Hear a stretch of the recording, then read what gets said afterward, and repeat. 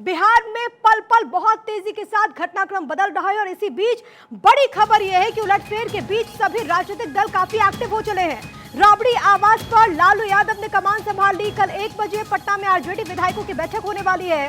कांग्रेस के दोपहर 1 बजे विधायक दल की बैठक होगी, लेकिन इन बैठकों के बाद अब आगे कैसे रणनीति बनती है वो देखना बहुत ज्यादा महत्वपूर्ण, क्योंकि इस वक्त बिहार की सियासी फिजाएं बहुत कुछ बतला रही हैं और खास तौर पर ये जो तस्वीरें आपकी टीवी स्क्रीन पर है उसके अपने मायने, क्योंकि राज्यपाल की तरफ से हाई टी में तमाम जो बड़े नेता है, तमाम जो बड़े चेहरे उनको इन्वाइट किया जाता है, लेकिन उसी दरमियान राजभवन से ऐसी तस्वीर सामने आती है जो कि बताती है कि बिहार में सब कुछ ठीक नहीं है। और अब इसी तस्वीर को लेकर के लगातार चर्चा, लेकिन बड़ी बात यह कि राजभवन से बाहर निकल चुके हैं मुख्यमंत्री नीतीश कुमार। मीडिया के सवालों पर नीतीश ने चुप्पी साध ली है।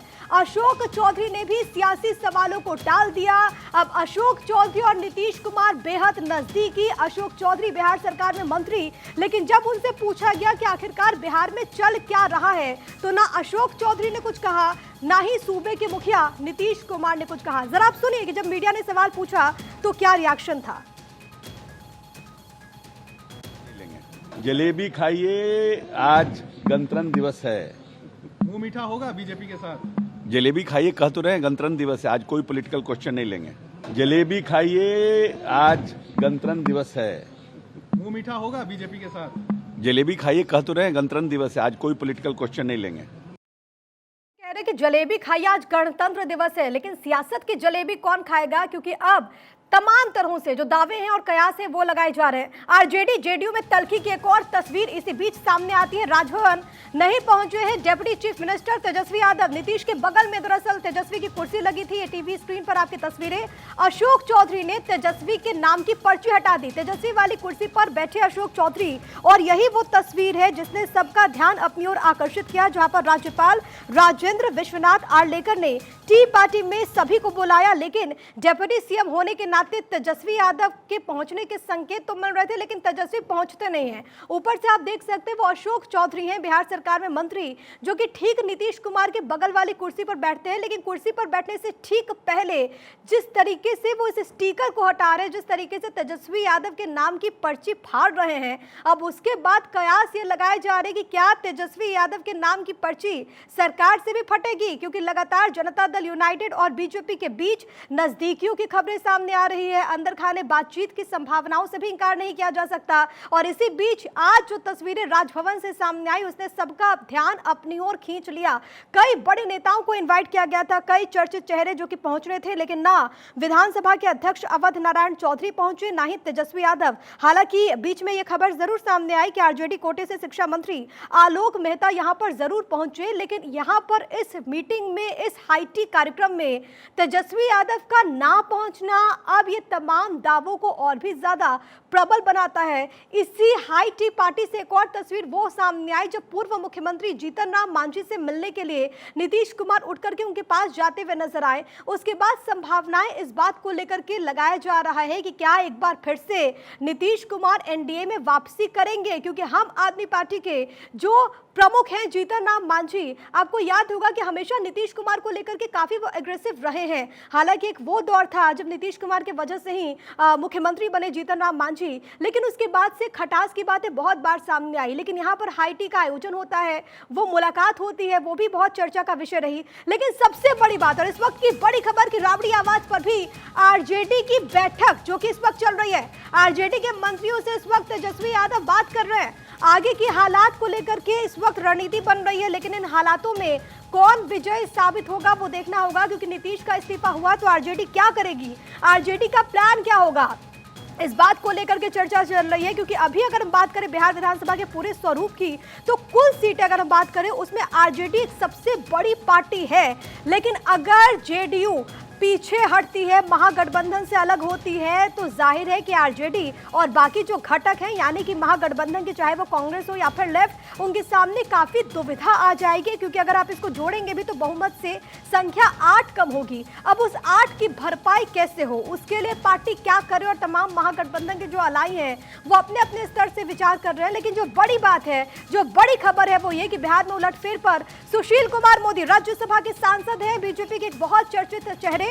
उनका कहना है कि बीजेपी के दरवाजे सभी के लिए खुले हुए हैं। ये सुशील कुमार मोदी, बिहार के पूर्व डेप्यूटी चीफ मिनिस्टर, ये कहते हुए नजर आए हैं। हालांकि इससे पहले सुशील कुमार मोदी ने कई मर्तबा नीतीश कुमार पर हमला बोला है, लेकिन आज सुशील कुमार मोदी उस बैठक के बाद, जो कि कल बीते रोज पार्टी के राष्ट्रीय अध्यक्ष और केंद्रीय गृह मंत्री अमित शाह के साथ हुई थी, उसके बाद ये कह रहे हैं कि बीजेपी के दरवाजे सभी के लिए खुले। एक बार आप सुनिए कि राज्यसभा सांसद बीजेपी के नेता सुशील कुमार मोदी ने इसको लेकर के क्या कुछ कहा है। कल की बैठक में तो लोकसभा चुनाव की रणनीति पर विचार हुआ है, और जहां तक देखिए नीतीश कुमार या जदयू का सवाल है, तो राजनीति में हमेशा दरवाजा बंद नहीं रहता। जो दरवाजा बंद रहता, आवश्यकता पड़ने पर खुल भी सकता है। अब खुलेगा कि नहीं खुलेगा, क्या होगा, ये मैं नहीं कह सकता हूँ। ये हमारा केंद्रीय नेतृत्व इन चीज़ों को तय करता है। लेकिन जैसा मैंने कहा कि अगर दरवाजा बंद होता है तो राजनीति में दरवाजा खुलता भी है। मोदी कह रहे हैं कि राजनीति संभावनाओं का खेल है, और यही संभावनाएं, इसी को लेकर के अब जो तमाम हलचलें हैं वो बहुत तेज है। लेकिन एक आंकड़ा जो कि समझना आपके लिए बहुत ज्यादा महत्वपूर्ण है, वो आपकी टीवी स्क्रीन पर है। बिहार विधानसभा में जो कुल सीटें हैं वो 223 है। अब एनडीए की सरकार कैसे बन सकती है, वो आंकड़ों के जरिए आप समझिए, क्योंकि बीजेपी को 78 सीटें मिली थी चुनाव में। जनता दल यूनाइटेड, जो कि अभी तक महागठबंधन का सरकार का हिस्सा है, उसके पास 45 विधायक है। हम आदमी पार्टी यानी कि हिंदुस्तानी आवाम मोर्चा के कुल 4 विधायक है। अगर आप इनको जोड़ेंगे तो कुल जो संख्या हो जाएगी वो 127 की हो जाएगी, यानी कि बहुमत जो है 122 का जो मैजिकल फिगर है, उससे ये जो अगर आप देखेंगे तो उससे ये अधिक साबित हो जाएगा। लेकिन दूसरी तरफ अगर आप देखेंगे आरजेडी के कुनबे में, अगर आप देखेंगे तो आरजेडी के कुल जो विधायकों की संख्या है वो 79 है, और अभी आरजेडी सिंगल लार्जेस्ट पार्टी है बिहार विधानसभा में। कांग्रेस की बात करें तो कांग्रेस के पास 19 विधायक हैं, लेफ्ट के पास 17 विधायक हैं। कुल अगर आप इनको जोड़ेंगे तो इनका जो जोड़ होगा वो 114 को होगा। बहुमत क्योंकि 122 का है तो उसमें ये जो संख्या है वो 8 कम हो जाती है। यानी कि अगर यहाँ पर जो तमाम दल हैं अगर वो मिलते हैं तो एक तरफ एनडीए की सरकार, और वहां पर बहुमत से 5 कम लिखा है, लेकिन आप मान करके चलिए कि वो बहुमत से 5 ज्यादा है एनडीए की सरकार का। दूसरी तरफ अगर आप आरजेडी की सरकार की बात करेंगे तो वो बहुमत से कम है, और वो जो कम वाला जो आंकड़ा है वो 8 का है। अब उस 8 को कैसे जोड़ेंगे, यानी कि महागठबंधन के जो तमाम नेता हैं वो उन 8 की संख्या को कैसे पूरा करेंगे, इसको लेकर के भी अब चर्चा चलेगी। लेकिन अभी फिलहाल बिहार में क्या चल रहा है, ताजा स्थिति क्या है, वो आपको एक बार समझाते हैं। सर्वेश सिंह मेरे साथ, मेरे सहयोगी इस वक्त लाइव मौजूद है, सीधे उन्हीं का रुख करते हुए। सर्वेश, बीते 48 घंटे से बिहार की राजनीति में जो चल रहा है उसको लेकर के सिर्फ और सिर्फ कयास, उसको लेकर के सिर्फ और सिर्फ संभावनाएं, तमाम दल चाहे वो महागठबंधन की तरफ से हो चाहे वो एनडीए की तरफ से हो, वो इस वक्त एक्टिव नजर आ रहे हैं। आपके पास ताजा इंफॉर्मेशन और क्या कुछ है, और अब आगे घटनाक्रम आपको किस तरफ बढ़ता हुआ नजर आ रहा है, सर्वेश? देखिए प्रिया, सुर बदल गए हैं बीजेपी या जेडीयू की अगर बात करें तो जेडीयू के प्रवक्ता अभी हमारे साथ थे। उन्होंने सीधे तौर पे कहा कि सुशील कुमार मोदी अगर बोल रहे हैं कि बीजेपी के दरवाजे और खिड़कियां नीतीश कुमार के लिए खुल सकती हैं, तो वैसे में सुशील कुमार मोदी गंभीर नेता है और उनकी बातों को गंभीरता से लेना चाहिए। जहाँ तक मनोज झा के सवाल पर उन्होंने साफ तौर पर कहा, मनोज झा ने जैसा कि बयान दिया था कि शाम तक स्थिति स्पष्ट करें नीतीश कुमार, तो इस बाबत जब उनसे पूछा मैंने तो सीधे तौर पर उनका जवाब था कि जिनको कन्फ्यूजन है वो ये उनका प्रॉब्लम है। नीतीश कुमार फ्रंट फुट से खेलते हैं और नीतीश कुमार कभी भी जो कोई काम करते हैं तो उसमें किसी को कोई कन्फ्यूजन नहीं रहता है। तो एक तरह से बातें स्पष्ट हो चुकी हैं कि नीतीश कुमार ने मन बना लिया है, उनकी पार्टी ने मन बना लिया, उनके विधायकों ने मन बना लिया है। कल दोपहर 1 बजे तेजस्वी यादव ने विधायकों की बैठक बुलाई है, आज भी वो एक बैठक कर रहे हैं अपने आवास पर। कल कांग्रेस ने भी 1 बजे बैठक बुलाई है विधायक दल की, और 4 बजे शाम को कल बीजेपी ने एक बैठक बुलाई है।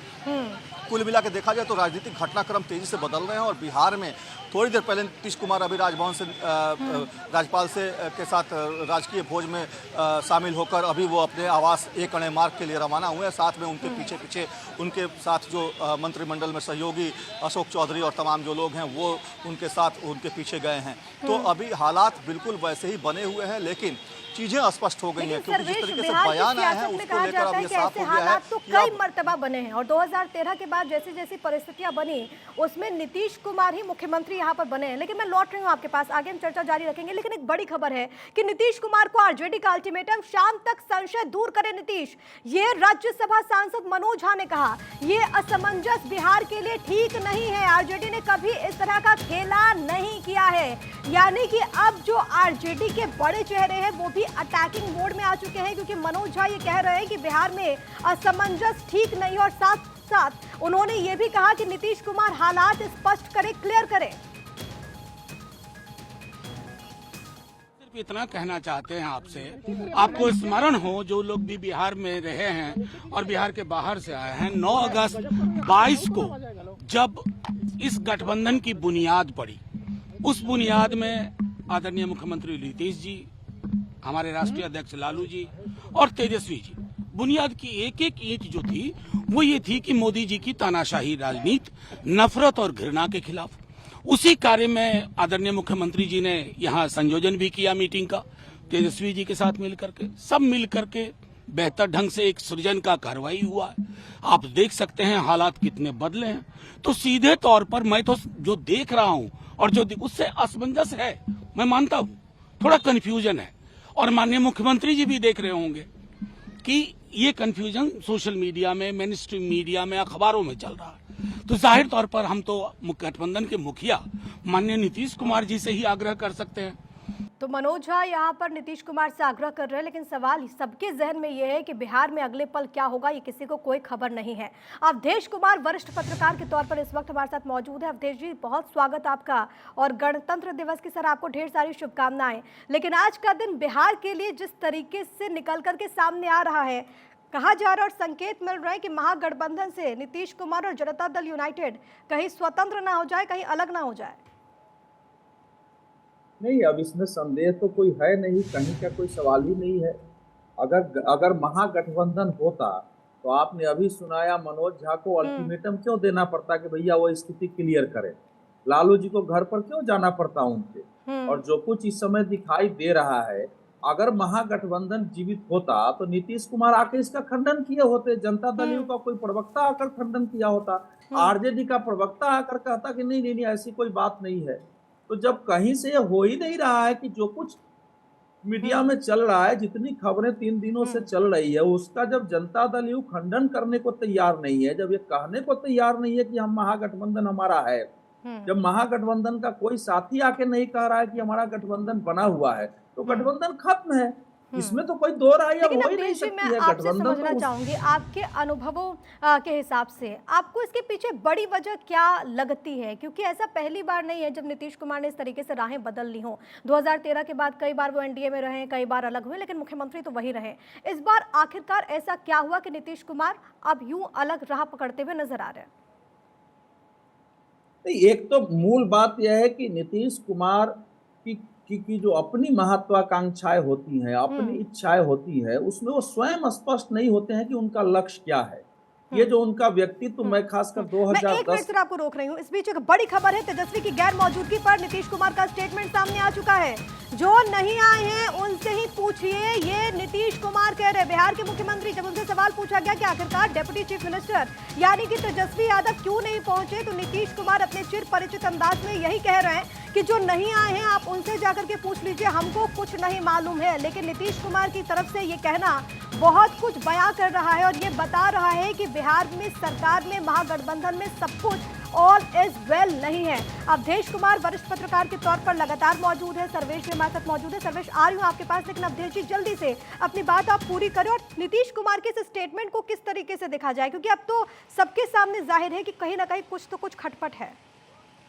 नहीं, कुछ न कुछ खटपट नहीं है। बिहार में 22 अगस्त 2022 से जो सरकार बनी थी वो जा चुकी है। नीतीश कुमार का स्टेटमेंट जो नहीं है उनसे पूछिए, अगर कह रहे हैं तो इसका अर्थ है कि बातें वहां तक बढ़ गई है जहां से वापसी की कोई गुंजाइश अब नहीं है। लेकिन नीतीश कुमार की अपनी मन स्थिति है, उनका क्या लक्ष्य होता है, वो क्या चाहते हैं। 2010 से नीतीश कुमार के मन में राष्ट्रीय नेता बनने की ख्वाहिश थी, जहां से उन्होंने नरेंद्र मोदी उस समय बिहार के मुख्यमंत्री थे, उनका विरोध करना शुरू किया था, उनके बारे में बोलना शुरू किया था। 2013 में वो चले गए थे, 2013 में तो उन्होंने आरजेडी को तोड़ के सरकार बनाने की कोशिश की थी, जिसके लिए लालू जी को सड़क पर उतरना पड़ा था, तो वो सरकार बनी थी।